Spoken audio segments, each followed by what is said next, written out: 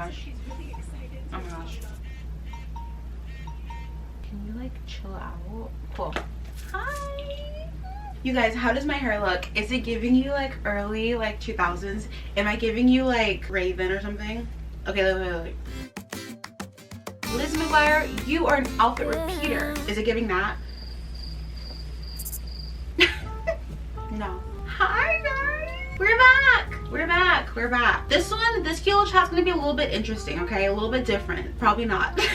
In my head, it's gonna be different. Only because I don't really have a clear like outline of what I want to talk about, but I want to talk about this topic, okay? I've had this thought for years, and I have talked, yelled, ranted my siblings' ears off with it, but we're gonna be talking about representation.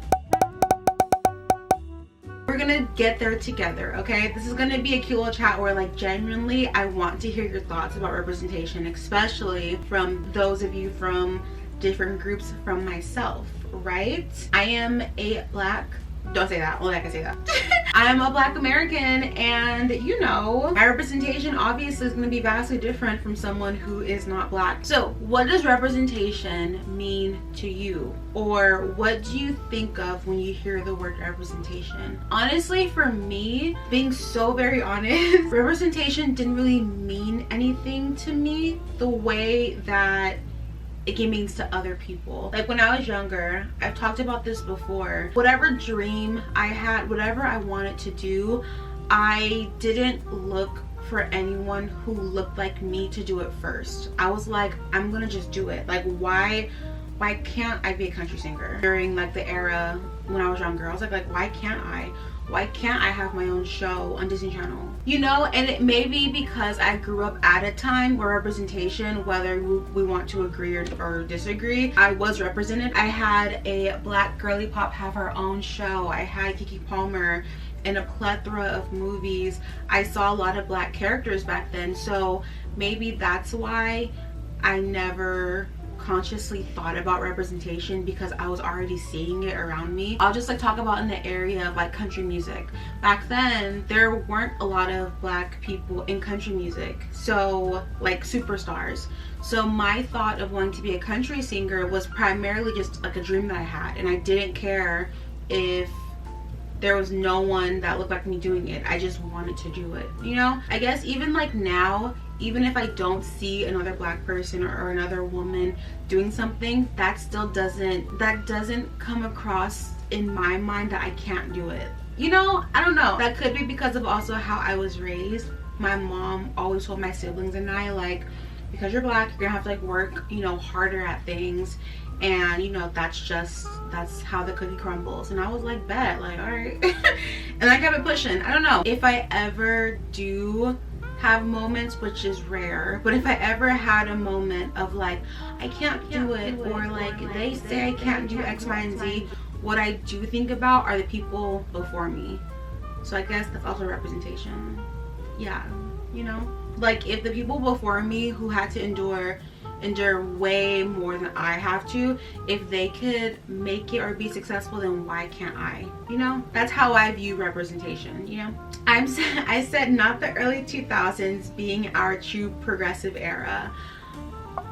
That's a bit much, because it's not that we were so progressive in the early 2000s or like late 90s, but it does, from a black standpoint, it does feel like our media was just well versed more back then than it is now. But also, I'm only speaking from my perspective.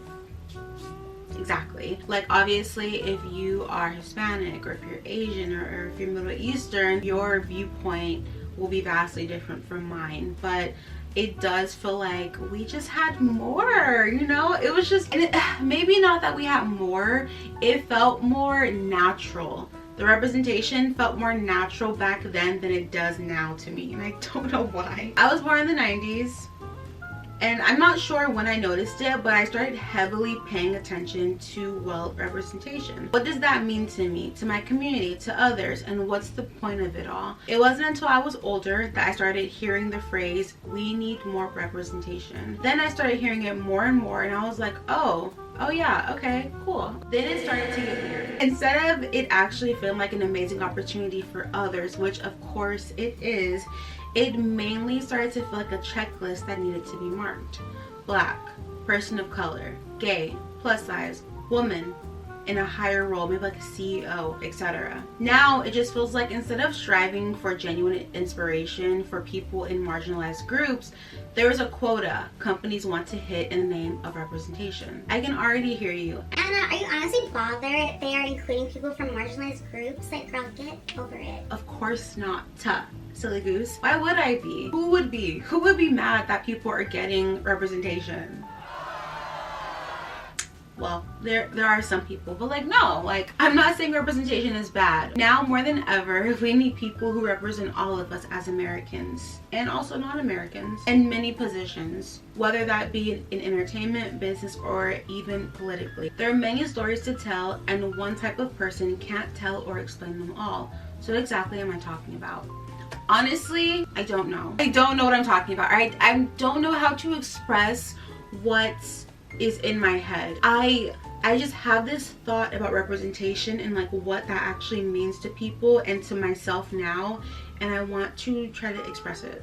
And I need your help. So representation is the act of one person, sign, or symbol standing in for or acting on behalf of another. It is an essential concept across many fields, defining how things are depicted, symbolized, and advocated for in society. So there are many forms of representation, but we're going to be talking about the one pertaining to media and also culture. So basically how a specific like demographic are depicted in and portrayed in film, in literature, and television, etc. So I got a quote from this website.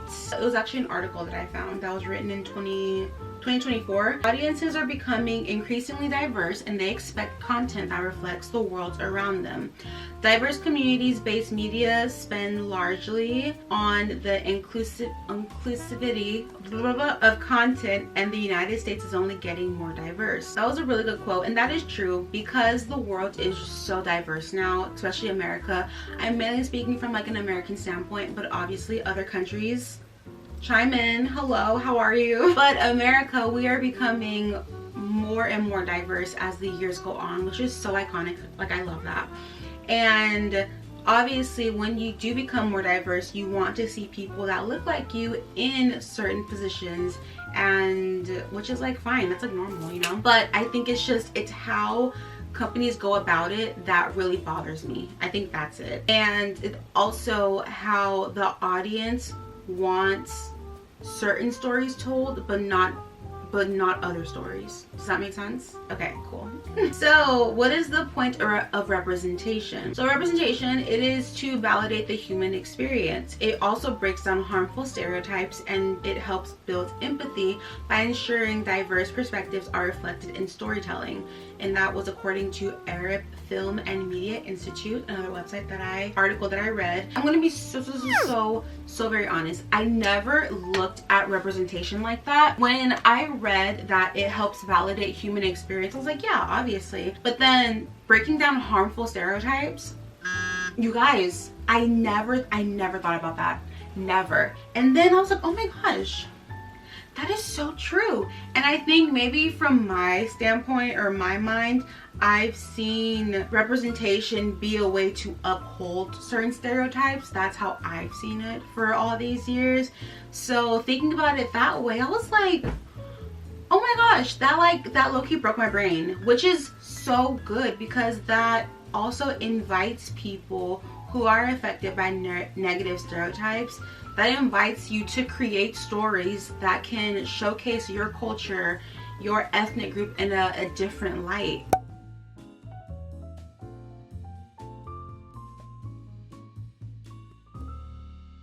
And the build empathy by ensuring diverse perspectives are reflected in storytelling. Yes, I'm not a film snob, but I know like during like the film festival, they'll have like a whole bunch of like just films from all over the world, and most of the time it's films showing you someone's culture, someone's life, stories about that person, history, whatever, and it's really cool. And I think that really does give people the chance to see and immerse themselves into a world and into a perspective that is different from their own. So, identity and validation. When individuals, especially youth and marginalized groups, see people who look, think, and live like them in stories, it affirms their self-worth and confirms that they belong.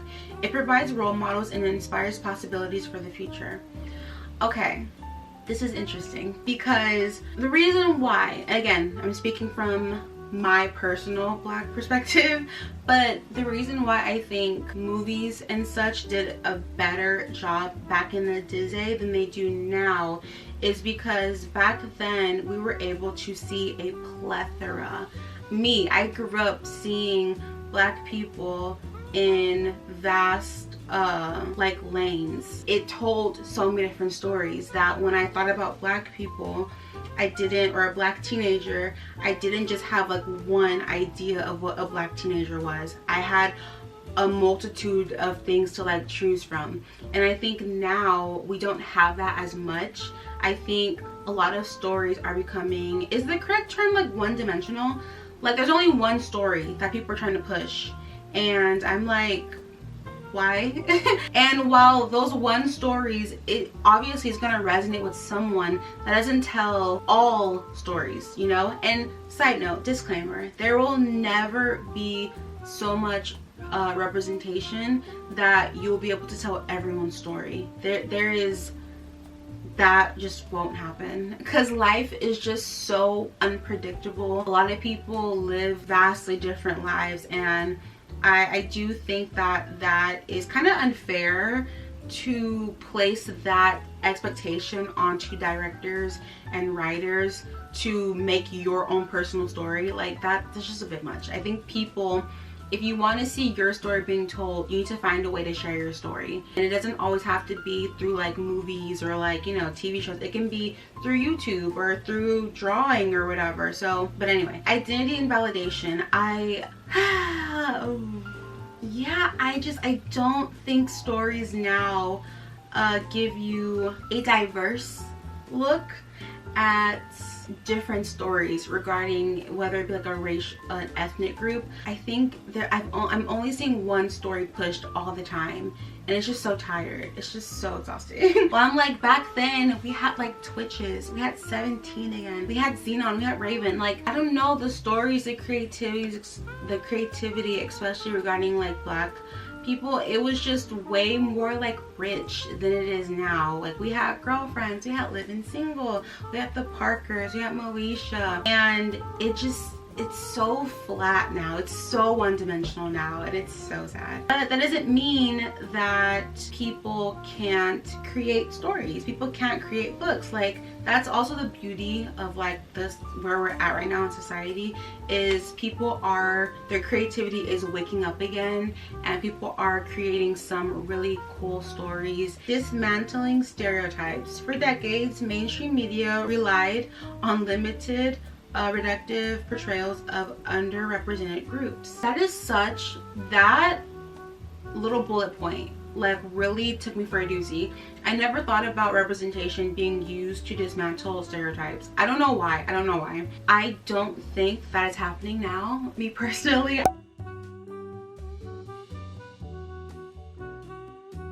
I feel like a lot of media is pushing stereotypes more than dismantling them, but in the same breath, the stories again that are being told, it is someone's story, but because the other types of stories aren't being lifted up as well, it's in my opinion, it's like upholding stereotypes more than dismantling them, but which is fine. Totes fine. I mean, it's not fine. Fine meaning at least someone's stories are getting told. It reminds me of I don't watch Tyler Perry's like new stuff, but I know his shows are so, you know, like they're intense, and I always question like who Why struggling all the time? Why left by yourself all the time? Where is like the joy? Where's the success in your story? But what I have to remember is that the stories that he writes, while they resonate with him because most of them come from his own past, there are people who resonate with those stories as well. And that, like, that's, you know?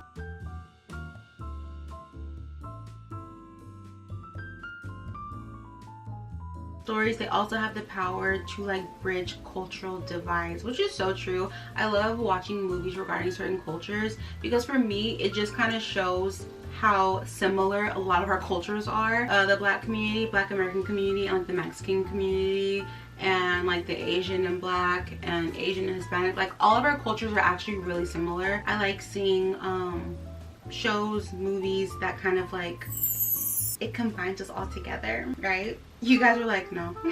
Creative innovation. When the people telling stories also reflect the diversity of the real world, it introduces entirely new narrative, voices, and ideas, resulting in richer, more compelling entertainment. While that is true, I do feel like a lot of people's their stories don't really like provide anything. I don't know. It's like, it's just things that like we've heard before, you know?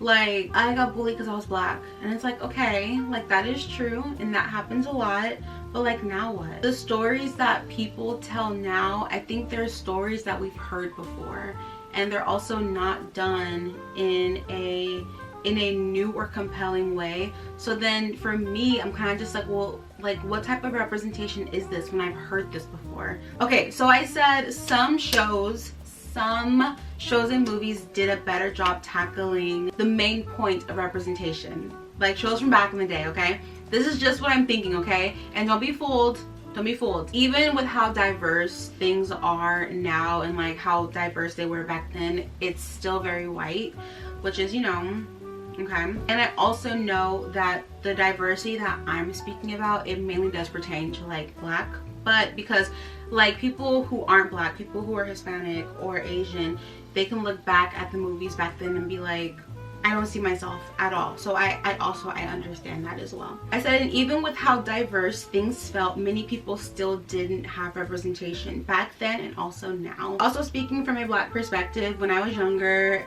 everything was Black. That is so true. Everything was so Black when I was younger. Sesame Street, like hella Black. Little Bear, I thought he was Black. Franklin, Black. What is it? Little Bill, Black. What is it? The Roly-Poly-Olies? Gullah Gullah Island? Like all of these shows that I grew up with, they were so cultured. And even if like they weren't Black, I assumed that they were Black. Like Rocket Power, I don't think they were Black, but like I just assumed that they were. So these are the TV shows, okay? Especially being a kid, okay? I think shows back then were so, introducing cultures, talking about different cultures and foods was so normal. It didn't feel like a spectacle. It didn't feel like they were trying to be like, oh, look how progressive we were. Like it was just, it just was. Like I said, having like a gay character or a Black character, they didn't make it a thing. They didn't make it a, oh, you're gay, or like you're Black. Mind you, in some shows they did, I know. But if there was a character who was either of those things, most of the time they didn't make it like a spectacle. It reminds me of well, they didn't say it, but like we knew. High School Musical. The guy, the brother, like he was gay. Like we all knew it. Disney didn't say it, but like we knew. And on Bring It On, what was his name? Like he was gay.